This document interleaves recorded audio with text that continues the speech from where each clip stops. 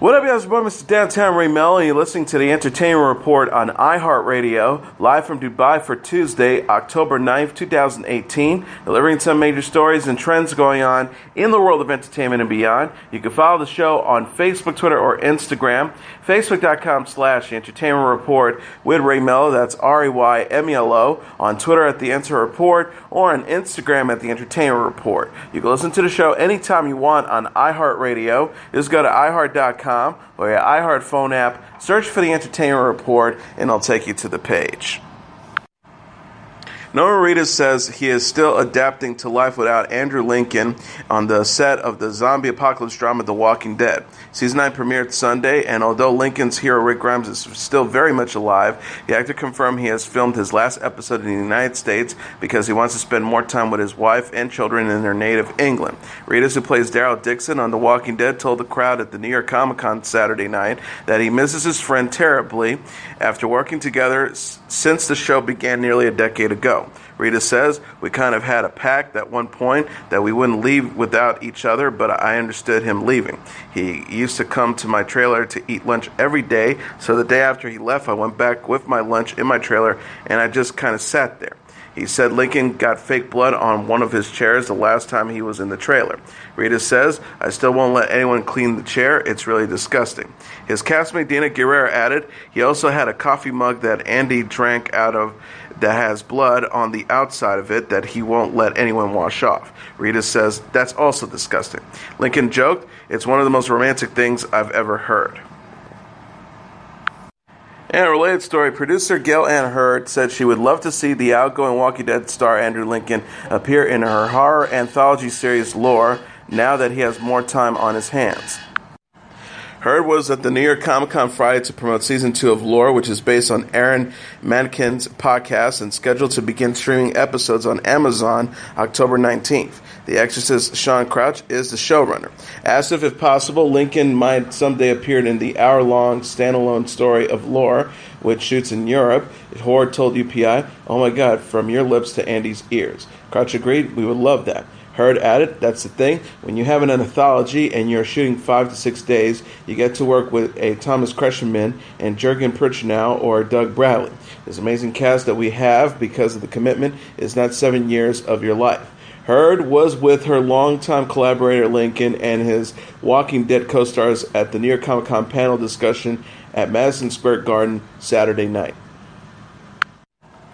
Jodie Whittaker has been a successful actress for more than a decade, but she admits the fame she received for her casting in Doctor Who is unlike anything she's ever experienced. The 36-year-old Broadchurch and Black Mirror alum instantly became a household name when she was announced last summer as a successor to the outgoing Doctor Who star Peter Capaldi. She's the first female lead in the 55-year-old science fiction series, and her inaugural episode premiered Sunday night. Whittaker told UPI about her new life under an intense spotlight. "It's an unusual journey," noting that this level of attention seems similar to that afforded to actors who play comic book heroes or super spy James Bond. She says, "You are famous before you step on stage or on set. So you've made this huge life choice for your family forever and yourself and your career, and you're a familiar face because before you kind of accepted yourself with what that will mean." Whittaker was confident that she could play the iconic character, but said she experienced some anxiety about living up to fans' expectations. She laughed back when I was revealed. "I hadn't shot any of it yet, so I was like still, please be good, please don't mess this up. What I've previously is, I recognize you may be from that, maybe from that. This is, I know who you are, and that's an adjustment. But it's been a very warmly received moment, so no horror stories yet." Writer-producer Chris Chibnall says in a separate interview that the fan reaction to Whittaker's casting was better than he expected, even though some people balked at a woman taking over the role of the titular Time Lord. Chibnall says, "We thought it would be a massive 80 to 20 against, and it was 80 to 20 in favor, because people don't like change, but it turns out people do like change, which is interesting." Airing on the BBC and BBC America, the show co-stars Tunson Cole, Mandip Gill, and Bradley Walsh. Red Oaks and How to Make It in America actress Gina Gershon has joined the cast of Riverdale for Season 3, which debuted Wednesday. Her casting as Glass Jones in the small-screen comic book adaptation was announced Sunday at a New York Comic-Con where the cast participated in a panel discussion in front of thousands of fans. Glass is the mother of Jughead, played on the series by Cole Sprouse. Skeet Ulrich plays Jughead's dad, K.P. Jones. Trinity Lincolns will play Jughead's little sister, Jelly Bean, starring this season as well. Luke Perry, who plays Fred Andrews, said Gershon's first scenes are with Sprouse, Ulrich, and KJ Appa, who plays Fred's son, Archie. EW.com quoted Perry as saying, "And Gina can handle all of them. She's fun." Riverdale creator Roberto Aguilar Sacasa shared a photo Sunday of Appa, Perry, Lenny Reinhardt, who plays Betty Cooper, and Machen Amick, who plays Betty's mom, Alice, sitting on a couch at the Javits Center in Manhattan, where the New York Comic-Con took place. He tweeted, "Having a blast with the Cooper ladies and the Andrews boys at the New York Comic-Con. They make me so happy. Hashtag Riverdale is back in 3 days." Real Housewives of Atlanta star Eva Marcille is a married woman. People confirm the 33-year-old television personality tied the knot with Michael Sterling at a wedding Sunday in Atlanta, Georgia. Us Weekly says Marcelle's Real Housewives co-stars Cynthia Bailey, Candy Burris, and Portia Williams were among the guests. Marcelle joined the Bravo series as a series regular in season 11. Marcelle has teased her impending nuptials in a photo with Sterling on Saturday. She captioned the picture on Instagram, "Mine all mine, one more day until October 7, 2018. I love you, Michael Sterling, and I can't wait." Marcelle and Sterling got engaged in December and welcomed their first child together, son Michael, in April. Marcelle is also parents to 4-year-old daughter Marley with rapper Kevin McCall. Marcelle recalled to People in November, "I said, Marley, would you like to have a little brother or sister?" And she said, "Yes, Mom, but you know what? Maybe a baby brother. Make it a brother." Marcelle came to fame after winning America's Next Top Model in Season 3. She first appeared on Real Housewives of Atlanta in Season 10 as a friend of Nene Leakes. Stranger Things star David Harbour has promised to officiate the wedding of a fan if his request gets 666,000 retweets. Harbour was at New York's Comic-Con Saturday to promote his movie Hellboy, which is due in theaters on April 12th. The actor plays the titular demon who is red and has horns in his head. Spencer Perry tweeted at Harvard's last month, "David, you may remember we met last year on the set of Hellboy. I was the one with the BPRD tattoo that was literally days old.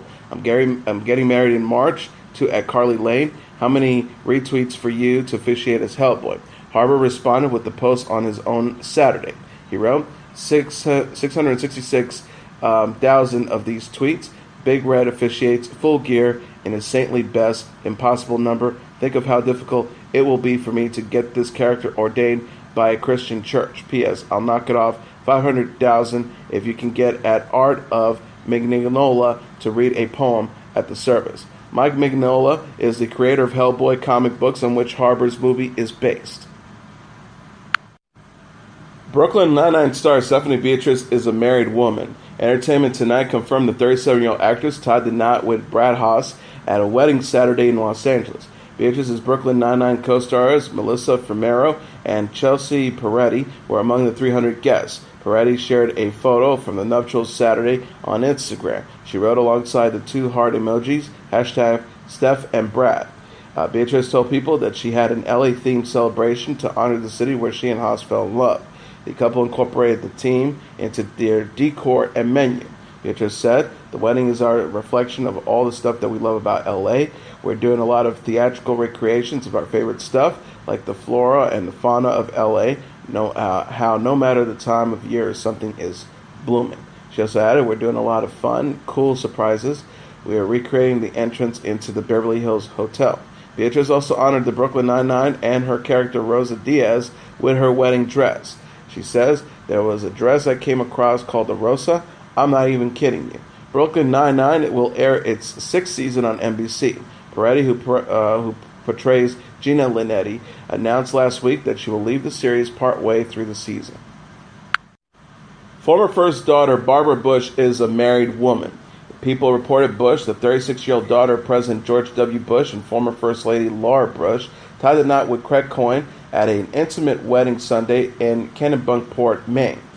Bush described her nuptials as a very short, sweet ceremony. Her parents, paternal grandfather President George H.W. Bush, and twin sister Jenna Bush Hager were among the 20 guests in attendance. Bush honored her late grandmother and namesake, former First Lady Barbara Bush, by wearing one of her bracelets. The elder Barbara died at the age of 92 in April. Bush told People, "It's really sweet. The something borrowed that I'm wearing is this bracelet that my grandfather gave to my grandmother on their 70th anniversary." Jenna, who married Henry Chase Hager in May 2008, shared photos from Bush's wedding Monday on Instagram. She wrote, "My heart exploded last night as I watched my dear sissy get married in Maine. It was just like her, private, only family, and full of love and yes, lots of tears." Laura posted a group picture on her own account. She wrote, "It was a wonderful day in Maine when Barbara married her love and Craig joined our family." Bush got engaged to Coyne, an actor known for movies such as Jughead and The Snowtown Murders, during a family gathering at Kennebunkport in the summer. Coyne proposed at the same spot where George H.W. got engaged to Barbara. Kylie Jenner is celebrating 8 months with her daughter Stormi Webster. The 21-year-old television personality shared new photos of Stormi, her daughter, with Travis Scott in honor of the infant turning 8 months old. Jenner posted a slideshow of sweet pictures Sunday on Instagram. Stormi officially turned 8 months old on October 1st. Jenner captured the post, which has received over 5.9 million likes as of Monday morning. "My little princess hit 8 months last week, and I couldn't be more happy and sad at all the same time." The Keeping Up with the Kardashians star also shared a cute video on Instagram stories of herself giving Stormi kisses. She wrote, "We've been working on our kisses." Jenner gave birth to Stormi in February. She said during a fans Q&A Saturday on Snapchat that she hopes to have another daughter in the future. The star says, according to E! News, "Have I thought of baby names for my next baby? I have, but I haven't found anything that I love. She added, "I definitely want another girl, hopefully. I want her to have a really feminine name." Jenner's sisters Kim and Khloe Kardashian also welcomed daughters this year. Jenner shared a photo in September of Stormi's sleepover with Chicago West, the younger daughter of Kim and Kanye West. Dakota Johnson is setting the record straight after rumors of a pregnancy swirled. The rep for the 29-year-old actress told People magazine Johnson is not pregnant after reports that pink and blue balloons were spotted above the home of her boyfriend, Coldplay frontman Chris Martin, on Sunday. According to a rep, Johnson was celebrating her birthday at the rocker's house. Guests spotted at the event included Johnson's divorced parents Melanie Griffin and Don Johnson, as well as Julia Roberts and Sean Penn. The Bad Time of El Royale actress also recently celebrated her one-year anniversary to Martin. The two sparked dating rumors after being spotted on a mid-October 2017 sushi date in Los Angeles and have been steadily been getting serious ever since. The two have even gone on some public dates this summer, including an outing with Aaron Paul and his wife, Lauren. And on the cover story of Tatler, Johnson finally broke her silence about her musician's love. Johnson says, "I'm not going to talk about it, but I'm very happy." Source recently told People of the cover, Chris lives in Malibu and Dakota seems to love hanging out there. They occasionally go for dinner with friends, but mostly have friends over at home. They go to the beach together and walk around the neighborhood. They seem to enjoy sharing a quiet life. It does seem they are getting more serious. Martin was previously married to Gwyneth Paltrow for 10 years before splitting in 2014 and was linked to actress Annabelle Wallis in 2015. Paltrow and Martin share a 14-year-old daughter, Apple, and 12-year-old son, Moses. Dakota previously had an off-on relationship with model and rocker Matthew Hitt. British actor Jamie Dornan is going to be a dad of 3. The 36-year-old star's rep confirmed Sunday to People that Dornan is expecting a third child with his wife, actress and musician Amelia Warner. The Sunday Times first reported the news in a profile about Dornan, the actor's parents to 2 daughters, 4-year-old Ducey and 2-year-old Elva, with Warner. He says in the interview, "Being a dad is the best. I feel a healthy and lovely duty to provide for my kids, and I really like it. It suits me. Making my kids happy is a good thing for my wife and me to be driven by." Dornan and Warner, who has appeared in such films as Mansfield Park, Quills, and Aeon Flux, married in April 2013. Dornan says he's only had one argument with the actress during their 9-year relationship. He says, "We get frustrated at times, usually when traveling with the kids, but we never let anything boil and become a thing. We know couples who are plate throwers, but that's just not us. I'm glad it's not us. Plates are expensive." Dornan is best known for playing Christian Grey in the 50 Shades movies, which co-stars Dakota Johnson. He will next star in the new film Robin Hood and the HBO movie My Dinner with Hervé. Celebrity couple Ted Danson and Mary Steenburgen are celebrating their 23rd wedding anniversary. The 70-year-old actor and 65-year-old actress marked the occasion Sunday by enjoying an early morning walk together. Steenburgen shared a photo from the outing on Instagram. She dedicated a sweet message to Danson in the caption. The star wrote, "Early morning walk celebrating our wedding, October 7th, 1995. That's 23 years or 714 in actor's years. Hashtag he really is as great as you think he is." Danson and Steenburgen met on the set of the 1994 film Pontiac Moon. The couple discussed their longtime romance in an interview with Closer Weekly published in July. Steenburgen gushed, "I'm ridiculously in love with him. I find him endlessly fascinating. He surprises me all the time. Most of all, he makes me laugh." Danson says, "I get nervous around her because I want to impress her. I am the luckiest. When I die, I will have known in this life what it is to love a human being and to be loved, and I'm so grateful." Danson is best known for playing Sam Malone on Cheers, and presently stars in the HBO series The Good Place. Steenburgen most recently appeared in the movie Book Club with Diane Keaton. Australian rapper Iggy Azalea is canceling her Bad Girls tour. The 28-year-old recording artist confirmed the news Sunday on Twitter, telling her 7.9 million followers she was, quote, "generally disappointed by the cancellation." Azalea wrote, "Believe me, I was really excited for this tour, and I'm generally disappointed it can't happen this year. The choice was out of my hands and not my call to make. I hope I will get to see you all in person one day. I love you all." She added, "All I can do is keep pushing, keep recording, and keep a smile on my face." Live Nation said the tour was canceled due to unforeseen circumstances, according to E! News. The tour was to begin October 27th in Hollywood, Florida, and conclude December 4th in Houston, Texas. Cartoons rapper Cupcake was to join Azalea on the road, but announced last week she was dropping out of the tour. She explained in a tweet Saturday her pay would have been dramatically cut. The rapper wrote, "Listen, y'all, I went from getting paid $330,000 on this tour to $30,000. That's what I mean by changing plans. This was not Iggy that changed plans. It was the ones that put it together. Iggy knows I love her. I just need that bag in full, that's all." Azalea last released the EP Survive the Summer in August. The EP includes the single Cream with Tigger. New Kids on the Block is teaming up with fellow 80s music icons Salt-N-Pepa, Tiffany, Naughty by Nature, and Debbie Gibson for the mixtape concert tour. Tickets go on sale Friday, Live Nation said. The 53-city tour is to kick off May 2nd in Cincinnati. Other stops will include Indianapolis, New Orleans, Houston, Phoenix, San Diego, Las Vegas, Los Angeles, Sacramento, Portland, Milwaukee, Denver, Detroit, Buffalo, Boston, Newark, and Atlantic City, Atlanta, and Orlando, Florida. The final show is planned for July 14th in Hollywood, Florida. All of the acts collaborated on a new song called 80s Baby, which they will sing together at the shows. South Korean singer Wendy will release a duet with John Legend. Wendy's agency, SM Entertainment, announced in a tweet Sunday that the 24-year-old K-pop star collaborated with Legend on a new song, Listen in the Stars. The post reads, "Guess who is coming for the hidden collaboration of Station XO Project? Red Velvet's Wendy and global artist John Legend will be releasing a duet song, Written in the Stars, as the fifth liner of the project. Listen in the Stars will debut October 19th. The Korea Herald said Station Times X is a collaboration between SM Entertainment and SK Telecom that aims to link singers from different genres.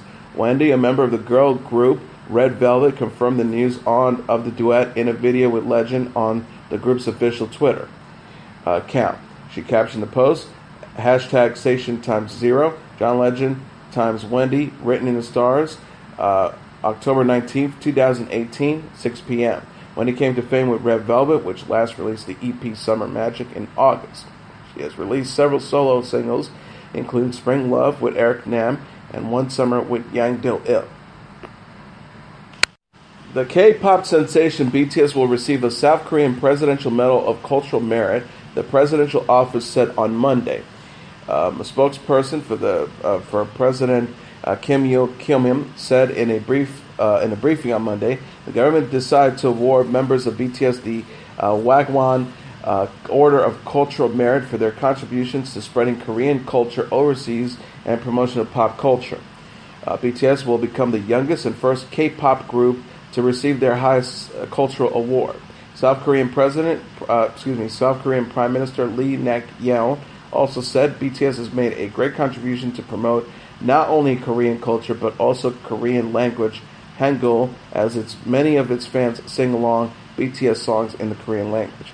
BTS attracted more than 40,000 audiences in the sold-out concerts on Saturday in New York, the final show of its Love Yourself tour and the group's first concert in a U.S. stadium. And now let's take a look at what happened on this date in entertainment history. On this date in 1976, the disco-classical hybrid of Fifth of Beethoven is the number one song on the U.S. pop charts. The first academically trained multi-instrumentalist ever to set the nation's disco dance floors on fire, Walter Murphy turned his knowledge of the classical repertoire and his commercial ambitions into a smash hit record called A Fifth of Beethoven, which reached the top of the Billboard pop charts on this date in 1976. Murphy took his musical training further than most, studying jazz and classical piano at the Manhattan School of Music before setting out on a career as a commercial jingle writer in the early 1970s. Both aspects of his experience would come into play in achieving pop stardom. Murphy's acumen in spotting a potential trend is what gave him the idea to create his masterpiece. Apparently inspired by the success of the Toys' 1965 adaptation of a Bach minuet into a minor pop hit called A Lover's Concerto, Murphy booked himself some studio time and set about trying to craft a hit of his own by disco-fying the classics. Playing all the instruments himself, Murphy recorded a variety of samples on a demo tape and circulated among New York's record labels, receiving only one response from Private Stock Records. With Private Stock's blessing, Murphy adapted Ludwig Beethoven's Symphony No. 5 in C minor. A Fifth of Beethoven took Murphy and his label by surprise by rocketing up the charts on the Billboard Hot 100 on this day in 1976. As great a success as that was for Murphy, his record had an even bigger second life after its initial fall from the pop charts when it was selected for use in the film Saturday Night Fever and on the multi-platinum Saturday Night Fever soundtrack album. Follow-up disco singles by Walter Murphy based on the works of Rimsky-Korsakov and George Gershwin failed to repeat the success of A Fifth of Beethoven. Murphy continues to have a successful career in commercial music, however, with his most recent significant credit coming as the composer of the theme song for the television animated series Family Guy.